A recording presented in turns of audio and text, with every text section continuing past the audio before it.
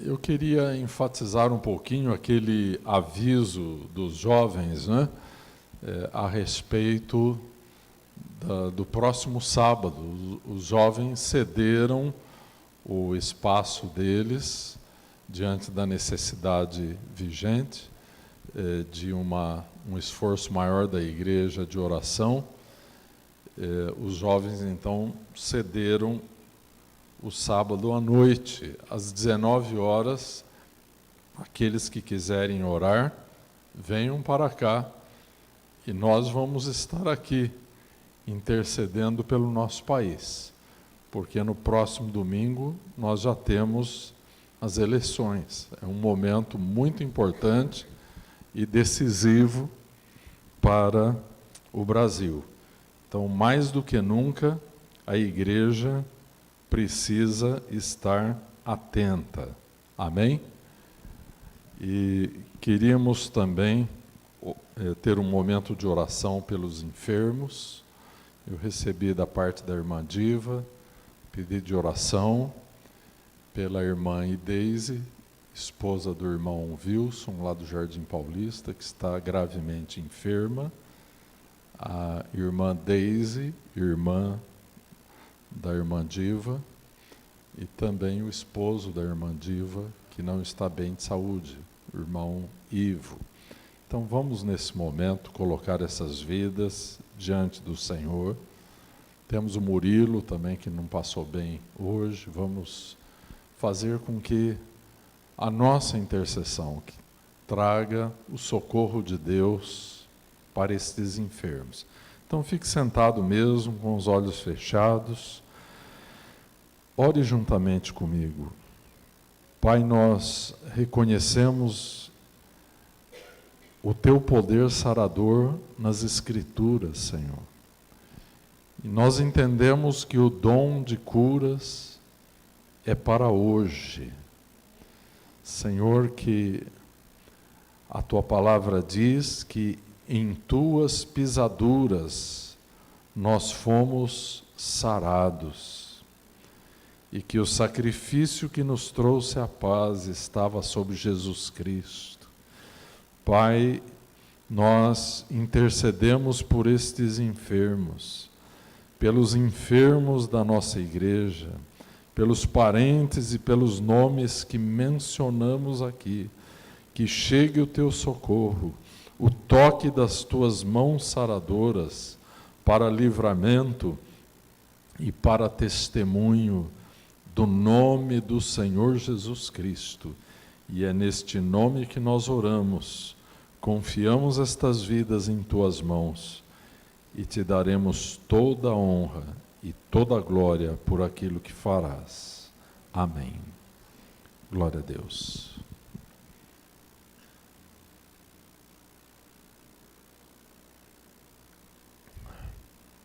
Eu queria, antes de trazer uma mensagem para vocês, no livro do profeta Isaías, no capítulo 5, nós temos uma mensagem, mas antes mantenha a sua Bíblia aberta. Eu queria trazer um alerta para a igreja, como pastor, como líder neste local, a respeito da importância da escolha que todos nós vamos fazer no próximo domingo.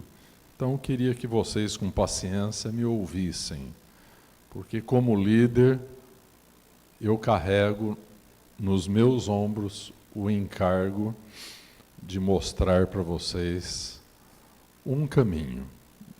Jamais farei a decisão que você tem a responsabilidade de fazer. Mas nós temos verificado nos nossos dias algo muito triste acontecendo. Famílias inteirinhas divididas, amigos que se separam, pessoas que estão brigando por causa da política. E me fez lembrar uma frase de Martin Luther King. E ele dizia assim: ou vivemos todos juntos como irmãos, ou morreremos todos juntos como idiotas. Uma frase bastante forte e que mostra que nós não devemos nos dividir, nós, os que somos o corpo de Cristo. Nós, cristãos, vivemos debaixo de um poder que está destruindo o pecado. E este poder chama-se graça. Então, nós precisamos nos unir.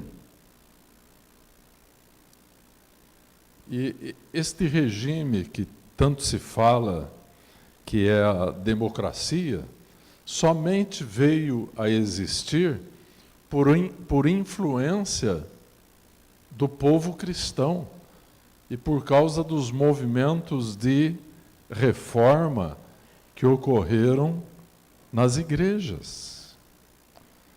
Por exemplo, nós temos um documento importante, a Assembleia de Westminster, a reunião dos sábios da Inglaterra, e que veio a um documento religioso, mas que teve uma grande influência social, inclusive no aparecimento das ideias democráticas, não é? Então, na democracia, o governo é simplesmente uma forma que o povo escolheu para executar a sua vontade. Agora, o governo pode estar sujeito a abusos. O governo pode estar sujeito a perversões. É por isso que os países têm uma carta magna, uma constituição. Mas governos abusivos normalmente mudam, desfiguram a Constituição à força, como aconteceu na Venezuela, como está acontecendo na Bolívia, no Equador, como aconteceu na extinta União Soviética, não é? E então, nós como cristãos, agora mais do que nunca, precisamos estar unidos, porque a partir do dia 7, os brasileiros estarão decidindo que tipo de ideologia vai nortear o destino da nação brasileira. E nós, como povo brasileiro, já estamos demasiadamente indignados com o que tem acontecido no nosso país, envergonhados e indignados. Estima-se, os procuradores da República estimam que o Brasil perca com a roubalheira, com o desvio do dinheiro público, de 200 a 300 bilhões de reais por ano. Quer dizer, nós estamos sendo espoliados, roubados. O Brasil está sendo saqueado, meus irmãos. Então, junto com a esperança, nós temos que trazer um sentimento de indignação. E nós temos que trazer a coragem para mudar aquilo que pode ser mudado. Então, nosso dever civil de ir lá fazer uma escolha, de votar, é muito importante. Ninguém deve se furtar ao direito que tem de fazer uma escolha. Eu gosto muito de uma frase de Santo Agostinho, que ele diz assim, de uma oração que ele fez: Senhor, dá-me paciência para aceitar aquilo que não posso mudar. Coragem para mudar aquilo que posso mudar. E sabedoria para saber a diferença entre uma e outra coisa. Então, há coisas que nós não podemos mudar. Mas aquilo que podemos mudar, nós temos que ter a coragem de mudar, para que o nosso país não prossiga sendo saqueado, porque nós estamos sendo saqueados, meus irmãos. Muitos brasileiros estão imigrando para outros países. E vocês sabem, é muito triste, mas o brasileiro não é bem visto em outros países, porque as pessoas sabem o que está acontecendo aqui dentro, muitas vezes sabem, as pessoas esclarecidas. Então, domingo que vem, não é simplesmente a questão de escolher o candidato A, B, C ou D. É uma ideologia que estaremos escolhendo. E dessa vez, como das anteriores, nós estamos a um só passo do precipício. Porque a maioria dos partidos são partidos de centro-esquerda, do centro para a esquerda. E estes países pedem a implosão, a destruição dos valores judaicos cristãos, a destruição dos valores que estão na Bíblia.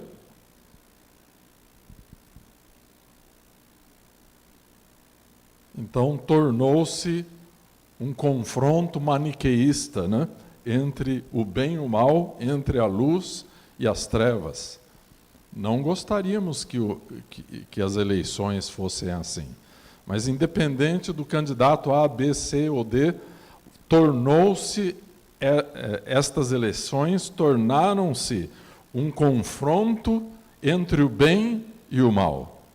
E se nós escolhermos de uma forma equivocada, nós seremos corresponsáveis pela destruição do tecido social e religioso e econômico da nossa nação.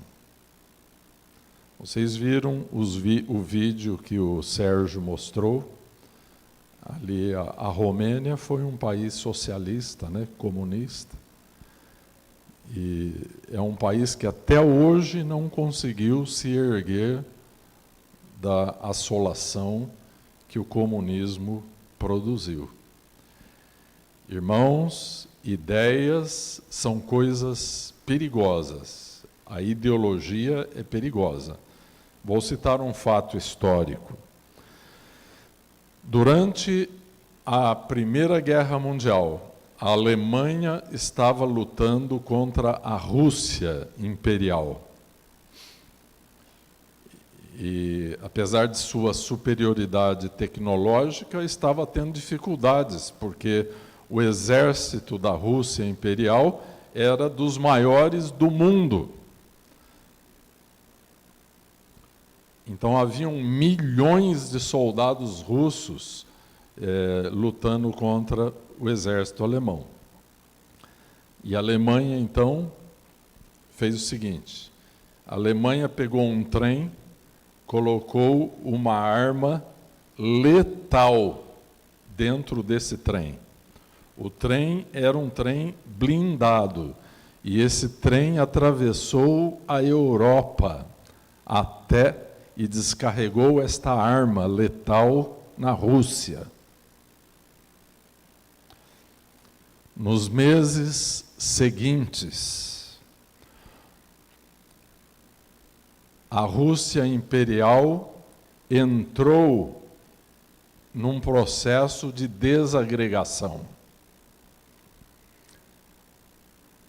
Os exércitos desertaram em massa. O exército alemão entrou em solo russo e por pouco não chega às capitais. A Rússia, então,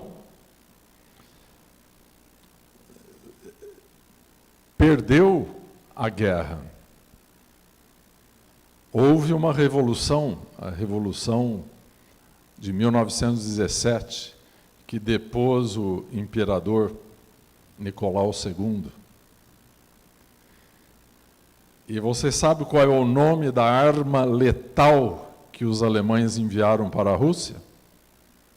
Lenin. Era um homem, era um revolucionário que levou a ideia do marxismo, do socialismo para dentro da Rússia. Em pouco tempo, eles conseguiram a desorganização do tecido social, a desestruturação total do governo. O próprio Lenin, calmamente, numa reunião, ele não teve nem o trabalho de parar a reunião, ele simplesmente mandou que toda a família imperial fosse friamente assassinada. O imperador, a imperatriz, 3 princesas e um príncipe foram fuzilados. E eles tomaram o poder em toda a Rússia e estabeleceram um regime que precisou matar milhões de pessoas para se consolidar. O que o socialismo faz, meus irmãos? O que o comunismo faz? Ele tenta criar uma sociedade igualitária através do derramamento de sangue de milhões de pessoas. O socialismo é uma contrafacção do cristianismo. Só que o cristianismo, a igreja primitiva foi uma sociedade igualitária, onde, como dizia Paulo, o que colheu muito não tinha sobra, e o que colheu pouco não tinha falta. E eles supriram, então, na igreja primitiva, as necessidades de todos, das viúvas, dos órfãos, dos pobres. Mas não era o derramamento de sangue, não era a corrupção de uma constituição que os levou a obter a igualdade, a sociedade igualitária. Foi o amor, no caso da igreja. Foi o Espírito Santo, meus irmãos, que produziu o milagre. Não foi pela ideologia marxista. Então nós devemos tomar muito cuidado agora, meus irmãos, porque os partidos de centro-esquerda, todos eles abraçaram a ideologia marxista. Estão lembrados do exemplo histórico que dei? Uma arma letal atravessa a Europa dentro de um trem. Esta arma é desembarcada na Rússia. Meses depois, uma revolução aconteceu ali. Estima-se que mais de 2 milhões de pessoas morreram nos campos de concentração da Rússia. Nós temos exemplos na América Latina do que aconteceu em El Salvador, do que aconteceu na Venezuela, do que aconteceu na Bolívia, do que aconteceu em Cuba. O ano passado aconteceu na Bolívia do que aconteceu em Cuba. O ano passado eu conheci um médico venezuelano que estudou em Cuba e ele me contou como que era a vida em Cuba. E ele me falou que Cuba é um regime de ladrões, onde todos são obrigados a roubar alguma coisinha para sobreviver, para comer. E que o governo comunista prende somente quando a pessoa rouba muito, porque sabe que todos têm que roubar para sobreviver. Eu te pergunto, você quer isso para o Brasil? Você quer um banho de sangue nesse país? Então, nós cristãos temos que usar a consciência e a Bíblia e a oração antes de votar. Eu li uma mensagem do WhatsApp hoje de um pastor conhecido meu.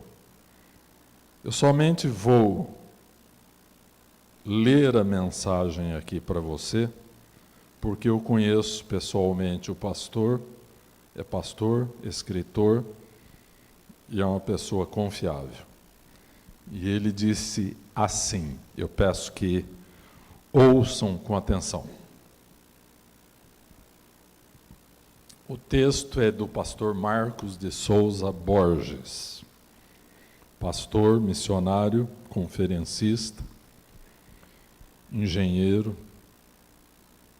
e escritor. Ele diz assim: amados, a situação é tão crucial e tem tanta coisa em jogo que precisamos de uma força-tarefa em todos os canais. A questão nestas eleições não é apenas decidir os governantes, mas qual ideologia vai reger e moldar a moral desta nova geração. Imagine-se no primeiro dia de janeiro de 2019, neste macabro dia, você estará assistindo atônito pela TV de sua casa a posse de Haddad como novo presidente do Brasil. Neste exato momento, você percebe que no mesmo palanque estão Dilma Rousseff, José Dirceu, Lindenberg, Gleisi Hoffmann, Boulos, Stabile, FHC, Ciro, Jean Willis, entre outros. Além de personalidades internacionais como Maduro e Evo Morales. Abalado, você ouve a primeira declaração do novo presidente, enaltecendo o herói Lula e proclamando sua liberdade, e sem sentir o mínimo de vergonha, declara o ex-detento como verdadeiro governante do país, nomeando-o chefe da Casa Civil. A Lava Jato magicamente sai de cena. Em rápidos e constantes flashes, são noticiadas as festas espalhadas pelo Brasil por pessoas com suas camisetas e bandeiras vermelhas que sorriem e debocham dos vencidos opositores. Feministas dançam nuas pelas ruas com os dizeres Lula livre, pintado em seus corpos. A comunidade LGBT e sindicalistas levam carros de som para as ruas e orquestram um tipo de parada fora de época. Meses depois, Renan Calheiros, ou Dilma, será eleita presidente do Congresso Nacional e o Supremo Tribunal Federal continuará sendo presidido por Toffoli. Com tristeza, você relembra de todos os manifestos dos quais participou contra os desmandos do governo petista, contra a perpetuação da miséria, contra o aparelhamento total do Estado, contra a corrupção, a erotização de crianças nas escolas, legalização do aborto, invasão de propriedades e vitimização da bandidagem, não se conformando com a volta do poder para as mãos dos grandes compadres do petismo, você, o isentão, ou aquele que, mesmo avisado, votou no Amoedo, no Álvaro, no Alckmin, no Daciolo, vai sentir o arrependimento da sua inércia ou do desperdício do seu voto. Porém, agora nada mais poderá ser feito. Mais uma vez, os filhos das trevas foram mais agressivos, hábeis e objetivos que os filhos da luz. Esta é a hora do tudo ou nada. Não dá para vacilar. Quem tem ouvidos para ouvir, ouça. Deus acima de tudo, Brasil acima de todos. Aí ele termina dizendo, ele sim, B17. Bem, irmãos, o aviso está dado, não é? Eu ensino os irmãos aqui da igreja, os líderes, a não usarem o púlpito com finalidades políticas. Nós estamos aqui para pregar a palavra de Deus, para pregar o Evangelho. Todavia, meus irmãos, nosso país está em situação de perigo. Eu quero declarar como pastor de vocês, como líder de vocês, que eu vou votar no Bolsonaro, porque eu vejo que é o único candidato de direita. Gostaria que ele fosse um homem mais bem preparado, não é, para assumir uma função tão importante. Mas eu jamais votaria em um candidato de esquerda, mesmo que fosse doutor em muitas áreas do conhecimento humano. Porque a disputa agora é um confronto ideológico. E eu sou um homem cristão, eu amo a palavra de Deus, e eu não quero por nada que os valores da Bíblia sejam destruídos por homens e mulheres inescrupulosos que saquearam o nosso país por 14 anos. E o país está prestes a entregar o poder novamente a uma quadrilha de malfeitores.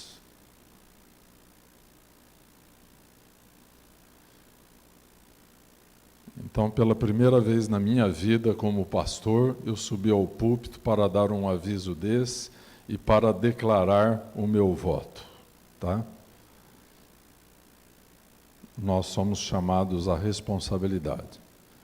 E se você for para o lado da esquerda, nós não vamos te apedrejar. A democracia diz que você tem o direito de fazê-lo, mas você se responsabilizará pelo tipo de Brasil que nós vamos ter no futuro. É isso.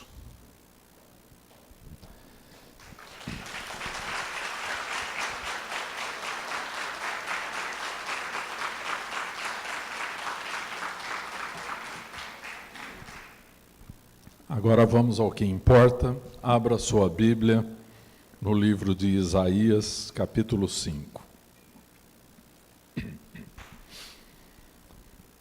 Há uma parábola neste capítulo 5 de Isaías. E este capítulo 5 de Isaías vai revelar uma nação sob a ira de Deus.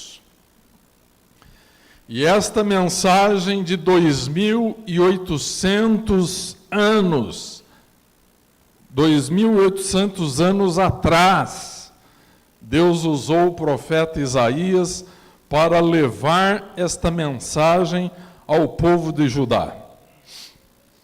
Algumas vezes nós pregamos esta mensagem aqui na igreja. E hoje é um dia muito apropriado para entregar esta mensagem de Isaías, que é uma mensagem atualizada. Ela é contemporânea com a situação política e social do nosso país. Vamos ao texto.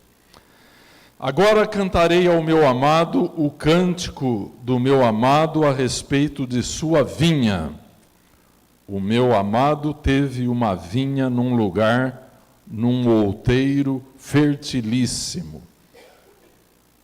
Meus irmãos, a vinha aqui é uma metáfora da igreja, tá? Sachou-a, limpou-a das pedras e a plantou de vides escolhidas. Edificou no meio dela uma torre e também abriu um lagar. Ele esperava que desse uvas boas, mas deu uvas bravas, uvas selvagens. Agora, pois, ó moradores de Jerusalém e homens de Judá, julgai, vos peço, entre mim e a minha vinha. Que mais se podia fazer ainda a minha vinha, que eu não tenha feito? E como, esperando eu que desse uvas boas, veio a produzir uvas bravas? Agora, pois, vos farei saber o que pretendo fazer à minha vinha. Tirarei a sua sebe, a sua cerca, para que a vinha sirva de pasto. Derrubarei o seu muro, para que seja pisada. Torná-la-ei em deserto, não será podada, nem sachada, mas crescerão nela espinheiros e abrolhos. Às nuvens darei ordem, que não derramem chuva sobre ela, porque a vinha do Senhor dos Exércitos é a casa de Israel, e os homens de Judá são a planta dileta do Senhor. Este desejou que exercessem juízo, e eis aí quebrantamento da lei, justiça, e eis aí clamor. Até aí, e nós já prosseguiremos com os outros versículos. Queridos irmãos, por que razão Deus nos criou? Os sábios cristãos chegaram a um consenso que fomos criados para sermos adoradores de Deus. E que devemos, como adoradores, desfrutar a Deus, tê-lo como o grande e eterno gozo de nossa alma, para sempre. Esta é a finalidade do homem. Esta afirmação de nossa fidelidade, ela automaticamente define como nós devemos viver. E aqui nós temos uma parábola. Deus então criou Israel para lhe dar frutos de adoração, frutos de justiça, frutos de benignidade. E a nação produziu uvas selvagens, uvas azedas. E o texto nos diz que Deus julgou a nação. E como se traduz o julgamento de Deus na prática? Nós acabamos de ler. Deus retém as suas bênçãos e retira a sua proteção. Vamos repetir? Deus retém as suas bênçãos e retira a sua proteção. E daí para frente, as consequências são o juízo de Deus para com esta nação. Por que Deus então agiu desta forma? Porque os homens estavam produzindo exatamente o oposto do que deveriam produzir. Deus então arrancou-lhes as cercas, arrancou-lhes os muros, deu ordem às nuvens para que não caísse mais chuva. Eles deveriam ser santos, justos, limpos, produzindo fruto de justiça, fruto de arrependimento para a glória de Deus, mas eles estavam pervertendo o juízo, eles estavam desobedecendo a legislação divina, que é a palavra de Deus. E eles estavam caminhando a largos passos para a infelicidade do seu estado natural de rebelião contra a vontade de Deus. Portanto, a nação não poderia ser feliz daquela forma. Então Deus desfere o juízo para procurar trazê-los de volta através do sofrimento. Então aí, a partir do versículo 8, começam os ais do capítulo 5 de Isaías. Versículo 8: ai dos que ajuntam casa a casa, reúnem campo a campo, até que não haja mais lugar, e ficam como únicos moradores no meio da terra. Qual é o problema que Deus está tão desgostoso com a sua nação? O materialismo, o mundanismo, o egoísmo, o consumismo, a cobiça do seu povo. Lucas 12, versículo 13 e 14, a palavra diz assim: tomem cuidado com a cobiça, porque a vida de um homem não consiste da abundância das coisas que possui. Versículo 34, onde estiver o teu tesouro, ali estará o teu coração. Então, a cobiça como uma afeição desordenada da alma humana, como uma afeição possessiva, controladora, vai trazer consigo este primeiro ai.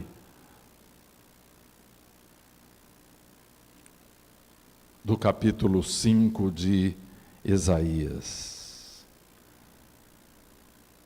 Mas ainda aqui há uma esperança, porque é Deus quem está falando através do profeta Isaías.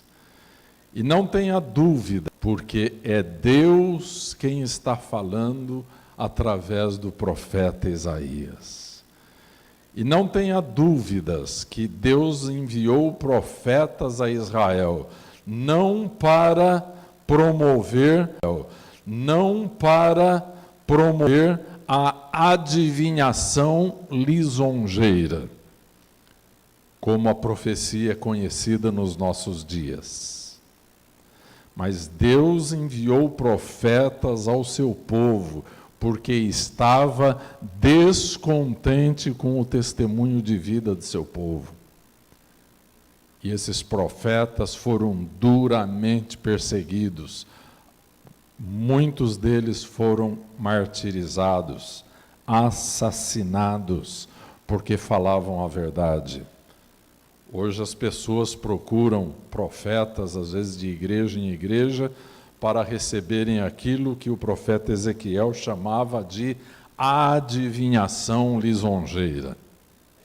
Elas vão para ouvirem uma palavra e assim sentirem-se lisonjeadas por alguma coisa, né?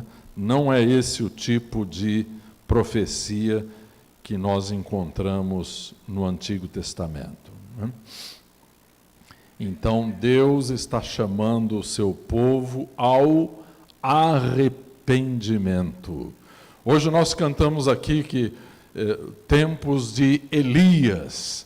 Elias foi um desses profetas que chamou Israel ao arrependimento.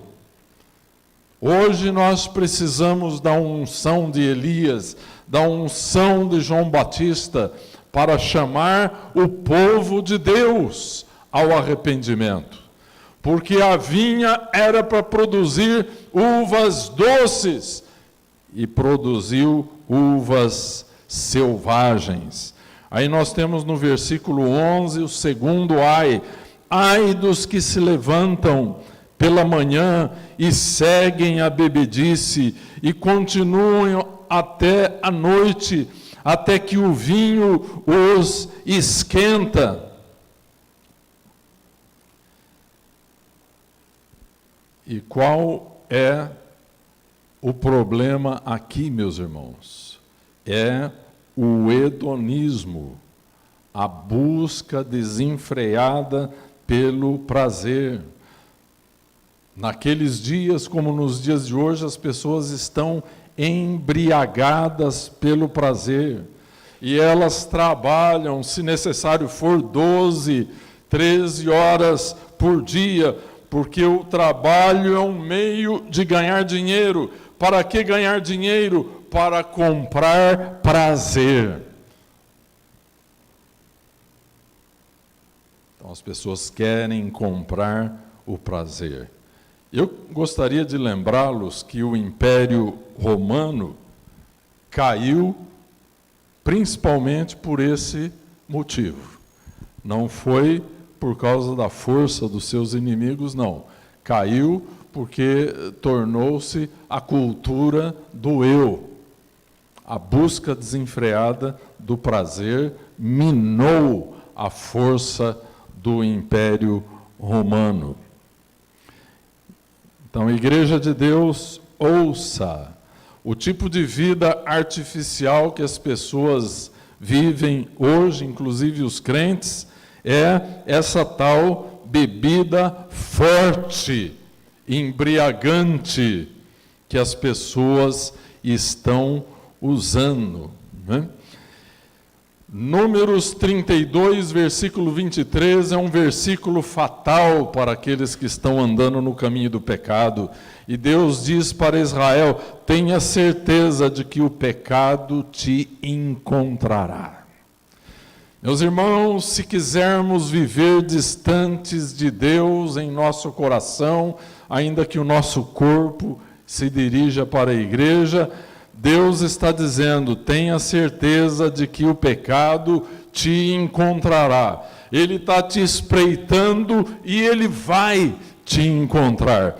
pode demorar, mas vai chegar o dia do julgamento.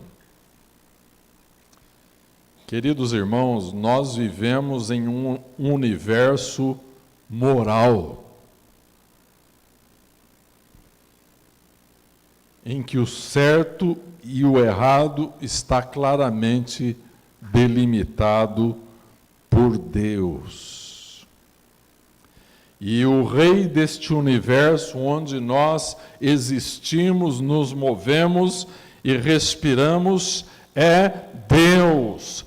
É o Deus judaico-cristão da Bíblia Sagrada. E Ele julgará o mundo com justiça. E Ele julgará as nações, inclusive o Brasil, com justiça. As características do nosso Deus, elas se mostram na revelação dos seus nomes.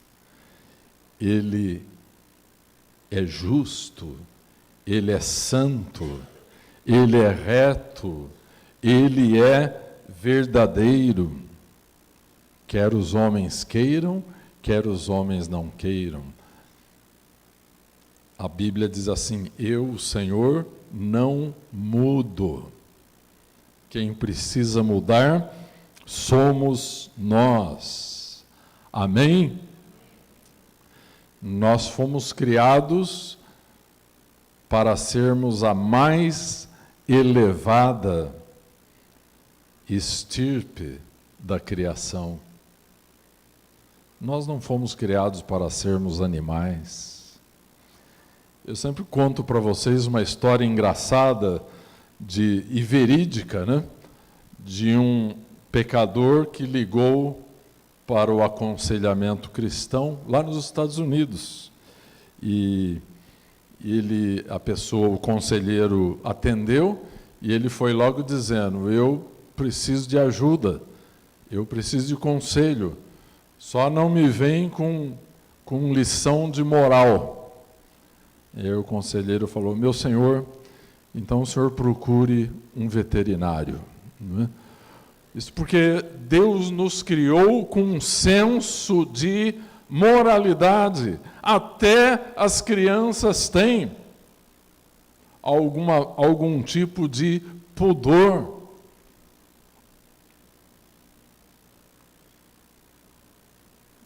Então, irmãos, o universo criado por Deus é um universo que tem características morais.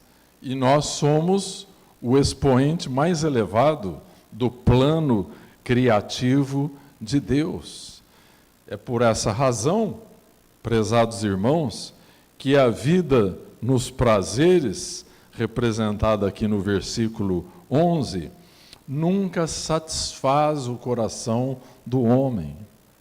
Então, mais álcool, mais dinheiro, mais droga, mais sexo, mais títulos, nada disso nos satisfaz.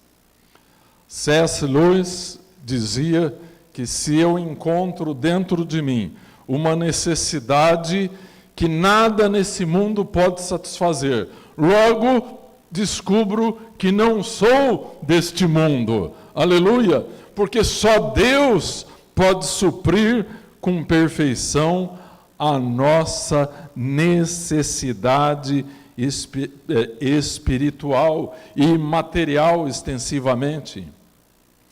Então, viver para o prazer, como os judeus estavam vivendo aqui, e Deus enviou Isaías para chamar a atenção deles, viver para o prazer implica numa degeneração progressiva. Agora vamos ao terceiro ai, versículo 18. Ai dos que puxam para si a iniquidade com cordas de injustiça e o pecado como com tirantes de carro.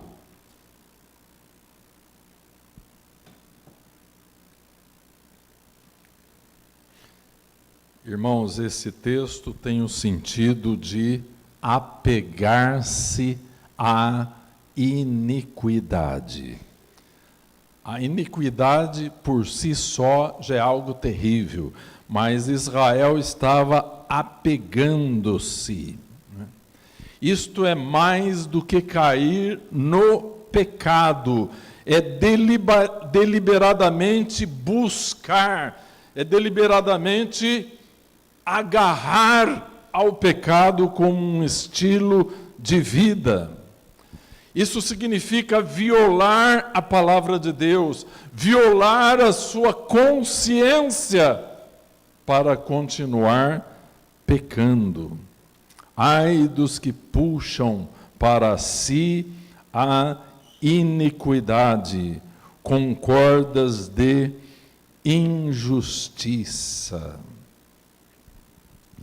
Isso nos leva ao próximo ai, do versículo 20. Ai dos que ao mal chamam bem, e ao bem mal, que fazem da escuridade luz, e da luz escuridade, põem o amargo por doce, e o doce por amargo. O sentido aqui denota perversão moral. Isto aqui é um retrato dos dias que nós estamos vivendo. Meus irmãos, a nossa Constituição aqui no Brasil está sendo adulterada para incorporar a iniquidade como lei.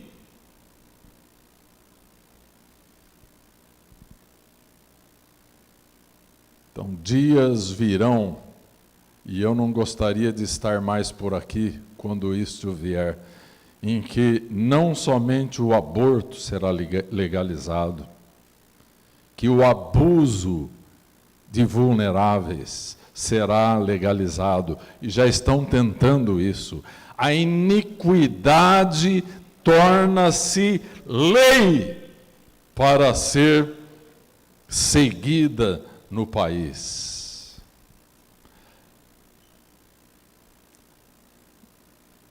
Então, aquilo que torna-se legal é injusto, é uma afronta às Escrituras Sagradas, e que, portanto, há a necessidade do povo de Deus praticar a desobediência civil.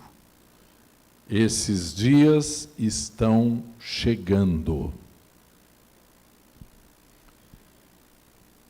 E se você fizer a sua decisão errada naquela urna eletrônica, pela ideologia da esquerda, você vai estar assinando embaixo e vai se tornar responsável diante de Deus pela situação que virá depois. Vamos a mais um ai, já que o quarto ai nos mostra esta inversão de valores, que é chamada de nova moralidade. Quinto ai, Isaías 5, versículo 21. Ai dos que são heróis para beber vinho e valentes para misturar bebida forte.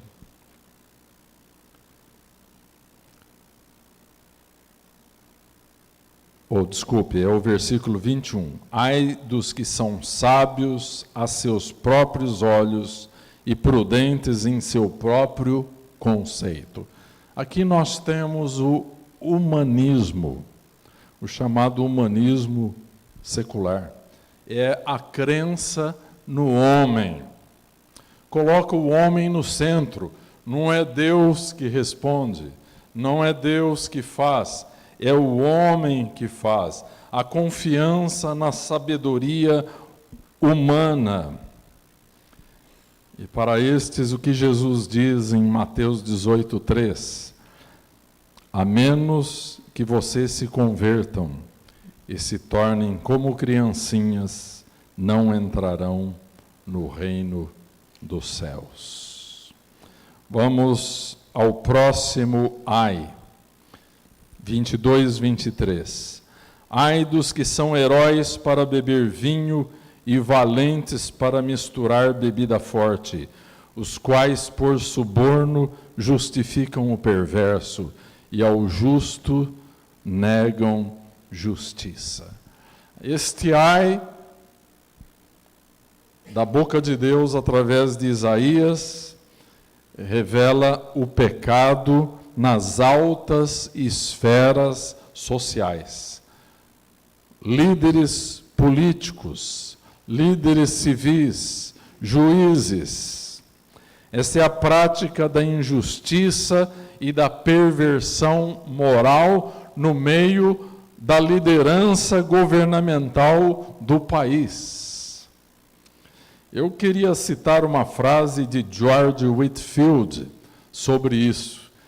Whitefield, que era inglês, dizia assim: do mesmo modo que Deus não pode conceder maior bênção a uma nação ou a um povo do que dar-lhes líderes fiéis, sinceros e retos, a maior maldição que Deus poderia mandar para um povo seria dar-lhes guias cegos, incrédulos e incapazes. Olha que esta frase de George Whitefield cabe perfeitamente no momento em que nós estamos vivendo. Porque a integridade está para o caráter do indivíduo, como a saúde está para o corpo. Então, antes de você acionar o seu voto ali, lembre-se de que se o caráter da pessoa que você está escolhendo condiz com a exigência moral de Deus. Há um bando de criminosos indiciados pela justiça brasileira que está tentando furtivamente voltar à vida política brasileira. E corremos o risco de que eles voltem por causa da ignorância do povo brasileiro. Nós não deveríamos permitir que bandidos desqualificados pudessem governar os destinos da nossa nação. Vou citar um último versículo. Está em 1 Reis 10, 9, ainda a respeito deste sexto ai de Isaías. Rainha de Sabá, quando viu a glória do reino de Salomão, ela disse: bendito seja o Senhor, teu Deus, que teve agrado de ti, para te pôr no trono de Israel, porque o Senhor ama a Israel para sempre, por isso te estabeleceu rei para fazeres juízo e justiça. O que esta rainha viu na vida do povo de Israel? Viu que o povo de Israel era um povo feliz por ter o rei sábio e íntegro que tinham. Contrariamente, se Deus odiasse o pecado de seu povo, ele colocaria sobre o trono de Judá um rei que tornaria-se um flagelo, um chicote nos lombos do povo de Israel. Bem, irmãos, no que se refere ao nosso Brasil, nós veremos daqui pouco tempo, se Deus vai nos tratar com misericórdia ou se Ele vai ter que baixar o chicote em cima do povo brasileiro. Nós faremos a escolha. E o povo de Deus disse: amém. Faça a escolha correta, em nome do Senhor Jesus. Amém? Queria chamar o conjunto, a banda aqui, para nós louvarmos ao Senhor. Glória a Deus. Vocês não saiam daqui assustados. Espero que vocês não saiam daqui assustados, né? Nesta noite. Falou grosso. Deus realmente falou grosso com Israel, usando o profeta Isaías. Falou com Judá. Eu tenho esta convicção de que Deus está falando forte também com o povo brasileiro neste momento. Nós gostaríamos de ter uma palavra de oração sobre isso aqui, antes de louvarmos ao Senhor, e o pastor Ney vai orar para encerrar a nossa reunião. Te convido a ficar de pé. Quantos amam o Brasil? Amam o suficiente para andar no caminho da obediência a Deus? Nós não queremos ver a cruz de Cristo sendo pisada pelos brasileiros. Não queremos isso. Nós queremos o nosso país de volta. Amém? Nós queremos a paz social de volta. Não queremos viver debaixo de uma ameaça. Então nós precisamos orar. Amém? Aleluia. Querido Pai, queremos, como igreja tua reunida neste lugar, queremos clamar ao Senhor pelo Brasil, Senhor. Que estes ais que nós ouvimos em Isaías, Senhor, passem de nós, em nome de Jesus, e que tu encontres nesta nação um povo que ainda ame a tua palavra, que ainda ame o teu Filho Jesus, que se deu por nós como sacrifício redentor na cruz do Calvário, para nos dar a vida. Ele recebeu a morte, Senhor, e ressuscitou ao terceiro dia, e assentou-se à tua destra nas alturas, de onde intercede por nós. Senhor, intercede neste momento pela nossa nação, que a nossa nação não caia nas mãos de pessoas que vão vendê-la por nada, Senhor, mas que a nossa nação caia nas mãos de homens que tenham o temor do Senhor, o temor da tua palavra, dos valores que nós amamos, dos valores que nós pregamos, Senhor, em nome de Jesus.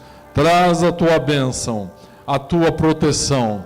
Dá, Senhor, um espírito sóbrio e responsável aos crentes que o Senhor reuniu aqui nesta noite, para que hajam em sintonia com a tua vontade. Em nome do Senhor Jesus, para a tua glória e para a tua honra, nós oramos e te agradecemos. Amém.